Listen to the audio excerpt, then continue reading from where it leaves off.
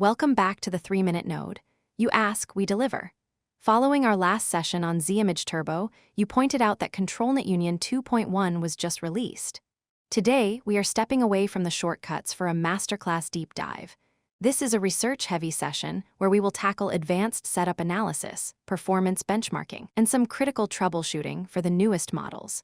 We are going to see exactly how version 2.1 stacks up against 2.0, and if the official recommendations actually hold water in a professional workflow.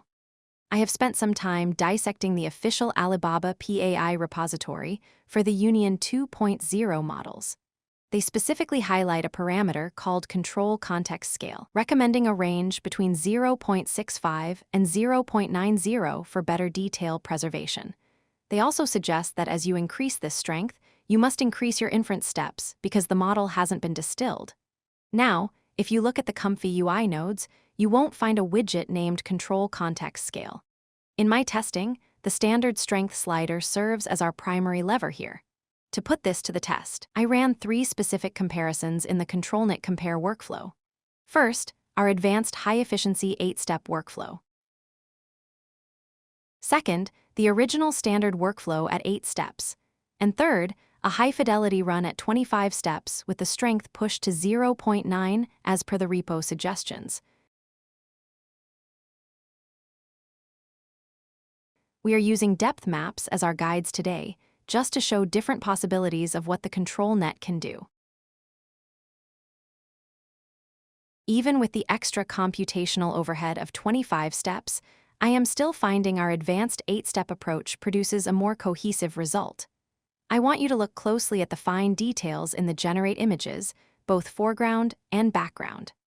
I have included the image comparer nodes in the JSON, so please download the workflow, run your own tests, and let me know in the comments if you think those extra steps are actually buying you any real quality.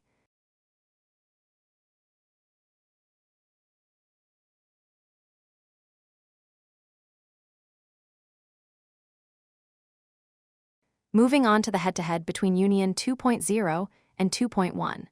To keep this scientific, I did a full restart of ComfyUI before each test to ensure no models were sitting in the VRAM cache. Using identical seeds and settings, version 2.0 finished the generation in 62.23 seconds. Version 2.1 clocked in at 54.4 seconds. With all models still loaded, version 2.0 for second time took 35.25 seconds. While 2.1 is clearly faster, the aesthetic shift is where it gets interesting.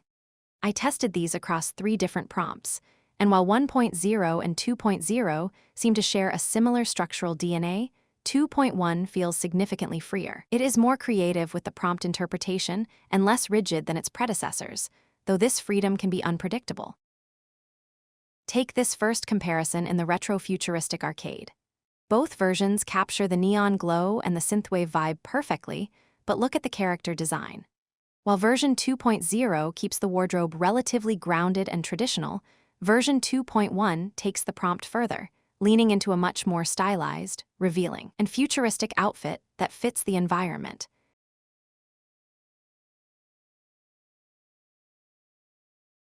We see this creative divergence again in the sunflower field during golden hour.